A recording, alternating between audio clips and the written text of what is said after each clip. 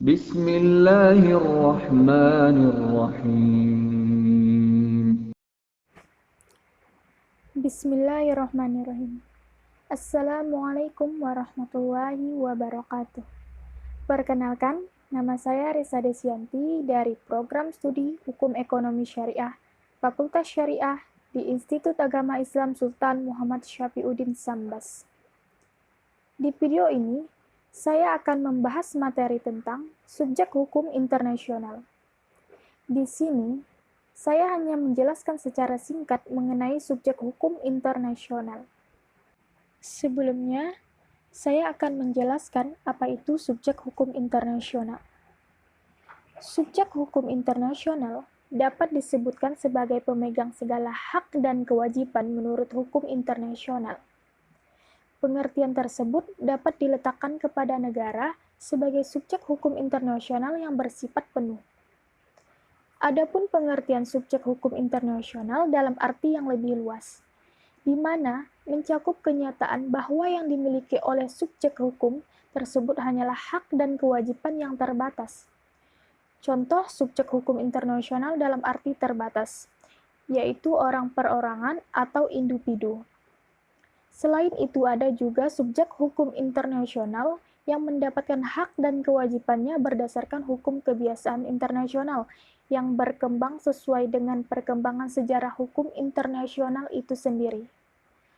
Adapun yang menjadi subjek hukum internasional yang akan dibahas di sini adalah 1.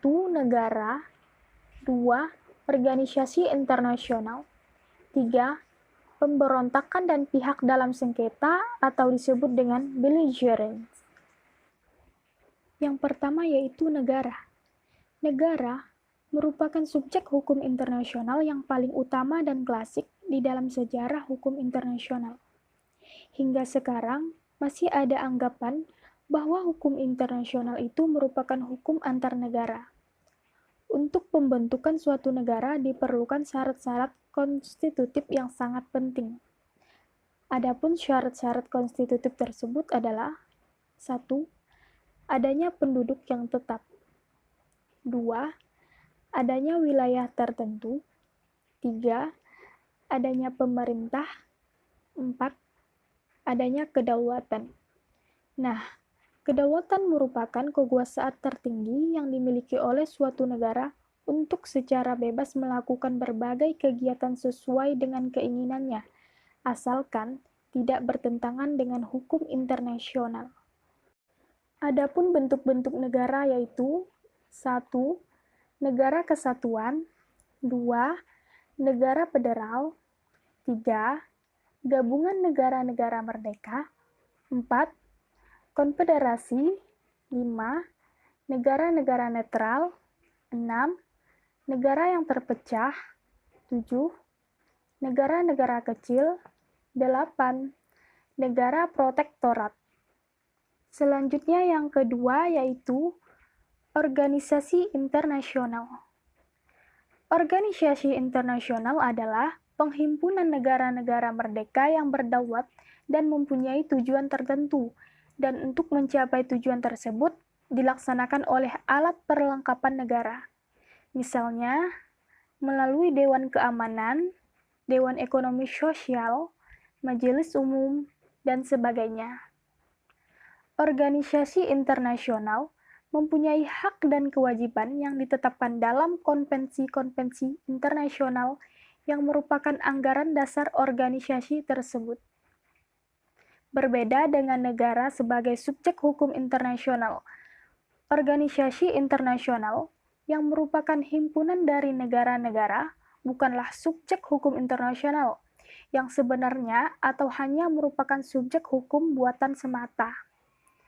Organisasi ini hanya menjalankan kehendak-kehendak negara anggotanya yang dituangkan dalam suatu perjanjian internasional. Lanjut pembahasan yang ketiga atau pembahasan yang terakhir yaitu pemberontakan dan pihak dalam sengketa atau belligerents.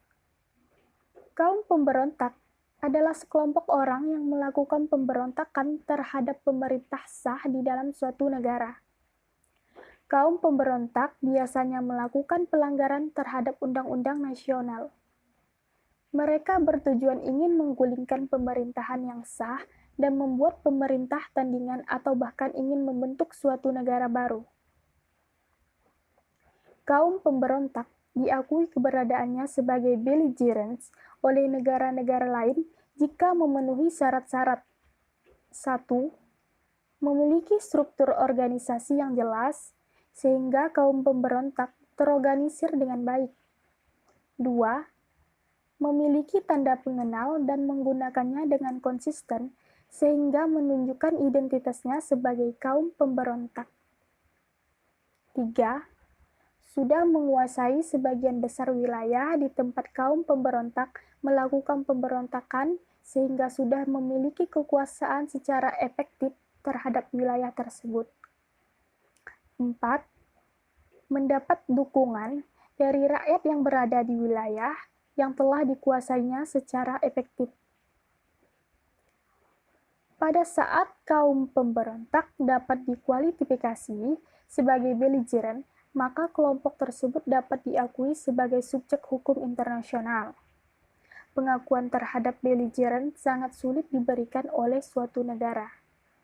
Ketika sebuah negara memberikan pengakuan kepada belligerents, otomatis akan merusak hubungan negara tersebut dengan negara di mana belligerents melakukan pemberontakan.